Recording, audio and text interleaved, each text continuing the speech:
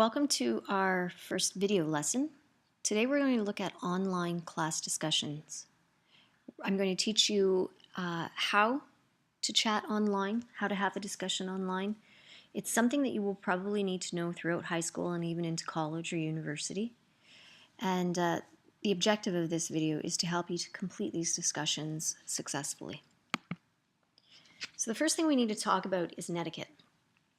And netiquette refers to etiquette on the internet. It refers to the behaviors we expect in online chats and the polite discussion that we are intended to have when on these online forums. It's easy to fall into the informal tone when we're posting, especially because we've become accustomed to communicating through social media and through texting. But we need to remember that texting online for an academic purpose is far more of a formal process. Act as if the discussion is a regular face-to-face discussion in the classroom, and only post what you would say in a face-to-face discussion.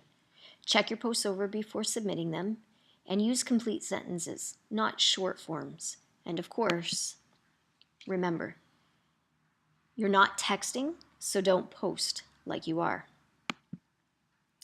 Probably the most important rule to remember is that you can be easily misunderstood in online discussions, and for this reason, you need to constantly be very, very careful what you are doing.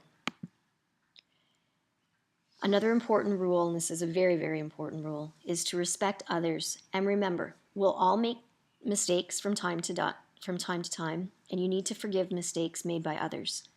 You can politely point out mistakes in fact, but don't correct spelling and grammar of other people who are posting. That isn't your place to do so. Respect will get you far online with your classmates, as these are the people you will need to dialogue with throughout the course or the unit that you're working on. Never put anything online in a discussion that you wouldn't want your teacher to see, because your teacher will see it. Help. This is often what students say when they start online discussions.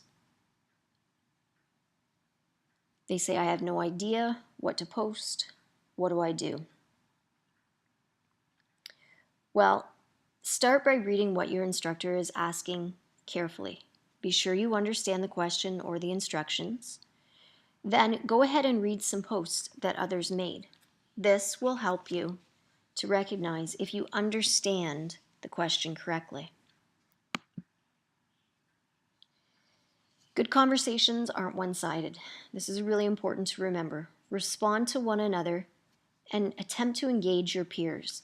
Although the initial question you may be asked by your teacher, although you may have to answer that question, the best discussions start to evolve as you and your peers start responding to one another.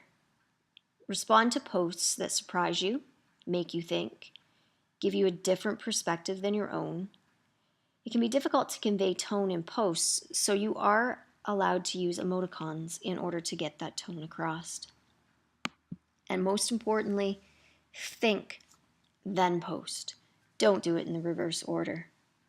Answer the question carefully. The more specific you are in your posts, the better. But still stay brief.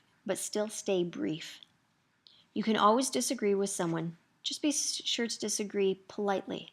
For example, you might say, well, I see where you're coming from. I disagree because. And the last thing I want to point out is that you should end your post with another question.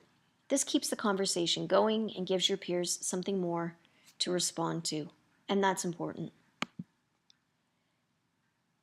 Be enthusiastic, and in order to be enthusiastic, you have to really take part in the conversation, and in order to do that, you have to log on frequently.